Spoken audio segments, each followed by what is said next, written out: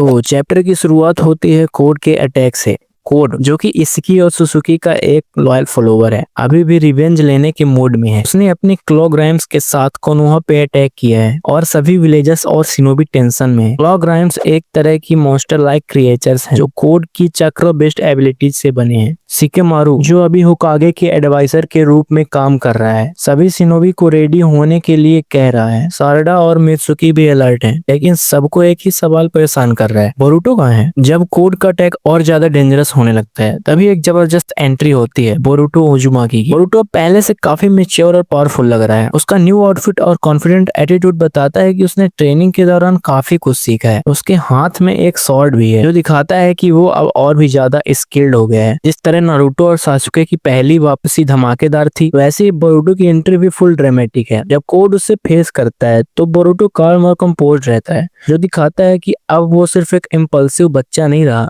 Code Boruto से confront करता है और कहता है कि वो उससे रिवेंज लेना चाहता है, लेकिन बोरुटो का रिएक्शन अनएक्सपेक्टेड होता है। वो कोड को लाइटली लेता है और एक न्यू कॉन्फिडेंट और स्ट्रेटेजिक निंजा की तरह बिहेव करता है। बोरुटो के पास कुछ नई पावर्स भी आई हैं, जैसे flying Ryzen like teleportation. Boruto एक नई एबिलिटी यूज करता है जो मिनाटो के फ्लाइंग राइजन जैसी लगती है। वो इंस्टेंटेनियसली जगह बदल सकता है, जो कोड को शॉक कर देता है। जोगन अवेकनिंग चैप्टर में हिंट्स मिलते हैं कि बोरुटो का जोगन एक्टिव हो सकता है, क्योंकि उसकी आईज में एक अलग ही ग्लो दिखाई देता है। कर्मा कंट्रोल, अब बोरुटो का कर्मा कंप्लीटली अंडर कंट्रोल लग रहा है, जो उससे और भी ज्यादा पावरफुल बनाता है। जब कोड बोरुटो पे अटैक करता है तो बोरुटो बिना किसी हेजिटेशन के उसका काउंटर करता है। एक पॉइंट पे बोरुटो कोड का एक बड़ा अटैक इजिली अवॉइड करता है और एक पावरफुल किक से उसे पीछे ढकेल देता है। ये क्लियरली दिखाता है कि अब वो कोड से फिजिकली और मेंटली दोनों लेवल पे स्ट्रांग है। सारडा जो अब तक बोरुटो के बारे में सिर्फ र्यूमर्स सुन रही थी, वो उसकी न्यू स्ट्रेंथ देख के शॉक्ड है। मिरुकी भी सरप्राइज है कि बोरुटो का फाइटिंग स्टाइल पहले से अलग हो गया है। सारडा बोरुटो से पूछना चाहती है कि उसने इतनी पावर कैसे गेन की, लेकिन बोरुटो अब ज्यादा ओपन नहीं है। उसका एटीट्यूड थोड़ा सासुके जैसा लगता है, कूल, कॉन्फिडेंस